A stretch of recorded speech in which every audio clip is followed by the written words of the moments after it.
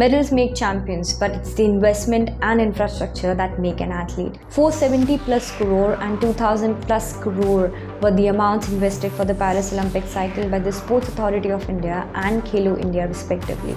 Although the budget allocation in the grassroots of the country is still up for debate, the growth for Olympic bound athletes both in terms of budget and caliber of athletes has been like never before. With over 2000 crores of investment in the grassroots of every state, the Khelo India initiative has been termed as producing international athletes in different sports. 28 athletes who went to the Paris Olympics were from Khelo India ecosystem, and 5 medalists at the Paralympics are Khelo India athletes. In the funds released for the development of sports infrastructure under the Khelo India scheme, Uttar Pradesh and Gujarat have been the most funded with over 400 crores. Despite that, these states have not been able to produce a single Olympic athlete yet.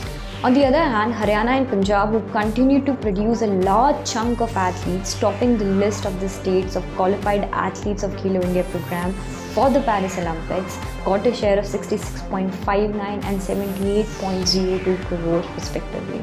Now 4 out of 5 medals apart from hockey at the Olympics and 8 medalists at Paralympics came from Haryana, a state that has ensured India's presence on Paris podium in multitudes. In the Paris Paralympics, the Target Olympic Podium scheme witnessed 184% increase in funding compared to the Tokyo cycle. India's top athletes received comprehensive support, with the core group athletes receiving an out-of-pocket allowances of 15,000 rupees per month, alongside full funding of their personalized training plans approved by the Mission Olympics Cell. And despite that, Para Games in India remain underfunded as compared to its parallels. And now when it's time to sit with the tones and tails of the games, it's important to acknowledge the gaps.